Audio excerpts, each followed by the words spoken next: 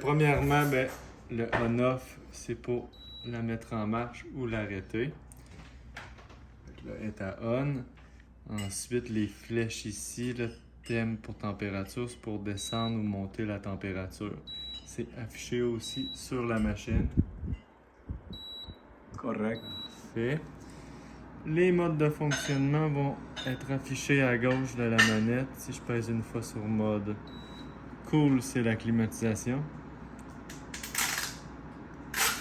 Dry, déshumidification seulement. Mais en climatisation aussi, ça déshumidifie. Heat, le chauffage. Le chauffage, c'est quel? Ça? Ouais, heat. Il y a un petit... Je vais le refaire ça. Il y a un petit signe de soleil. C'est la chaleur. Puis sinon, mode fan, c'est juste de l'air qui va sortir. Donc, je vais le remettre sur cool.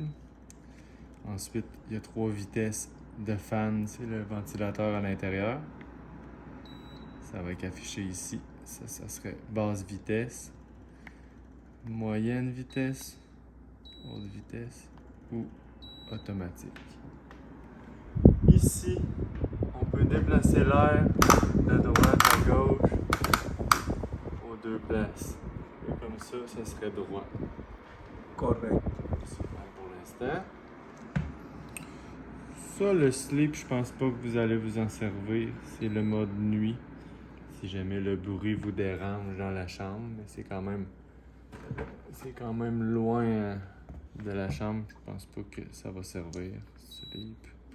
Le turbo, c'est comme si le fan serait en 4e vitesse.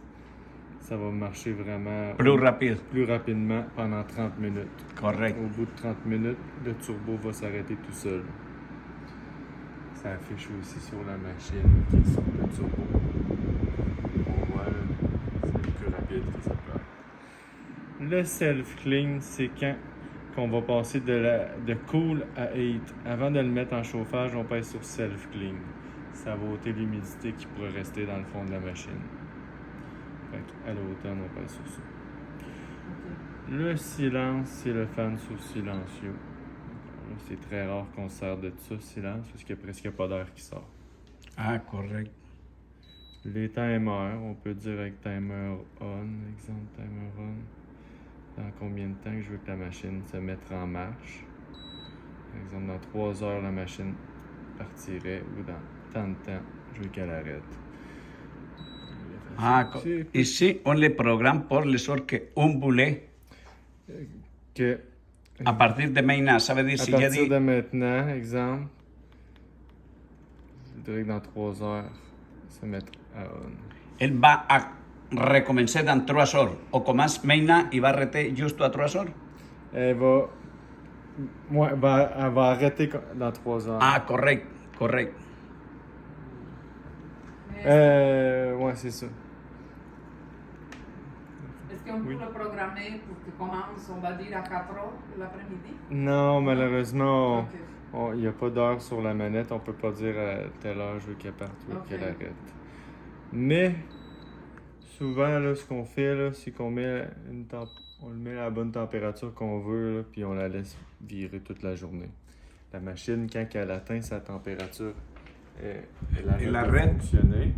Puis si ça remonte 1,5 degrés plus haut que ce qu'on a demandé, ben ça repart. Ah, correct. Fait qu'il n'est pas tout le temps en marche. Ça veut dire que le plus fiable, c'est 1000 à 22. À peu près 21 ou 22, là. En moyenne, c'est ce que les gens... Correct. Ici, le swing à gauche, c'est si on veut que la palette monte puis descende toujours. On va tout le temps se promener. Ah, c'est elle automatiquement qui fait ça. Ouais, sur swing. Ça, c'est mieux comme pour la ventilation, c'est mieux.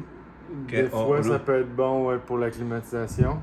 Sinon, c'est direct. On pèse sur direct, ça vient arrêter la palette. Correct. Chaque fois que je pèse sur direct, elle bouge d'une position. En chauffage, je conseille de mettre la palette comme ça vers le bas, vu que la chaleur monte. Puis, en climatisation, c'est soit on la met sur swing ou on vient la positionner au plus haut. pour le restant là, de l'été, on pourrait la laisser Comme ça. La climatisation. Ouais. Correcto. LED, si on veut pas voir la température d'afficher sur la machine. Puis le Follow Me, ça, je vous dirais de pas vous servir de ça, du Follow Me. C'est quoi? C'est la manette qui devient la sonde de température qui va faire arrêter le système. Mais pour que ça fonctionne, il faut que la manette elle pointe toujours la machine. Ah, ok. On peut mettre l'exemple là-bas de même.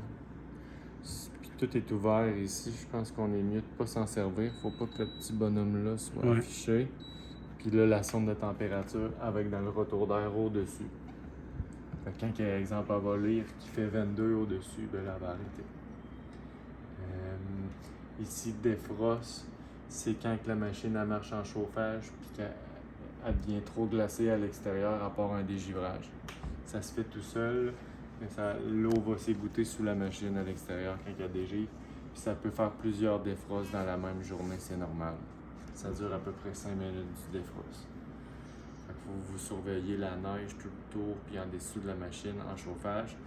Puis le reste du temps, ben, on surveille l'arrière de la machine qui ne se colle pas des feuilles ou que ça ne se remplisse pas de pollen. On peut passer une petite brosse pour le nettoyer. C'est pas mal. Ici, pas necesario de le nettoyer, seulement les filtres qui restent à C'est l'intérieur. ça, les deux filtres, puis l'arrière de la machine dehors, c'est les seules choses qu'on a surveillées à Correct. nettoyer. C'est pas mal ça.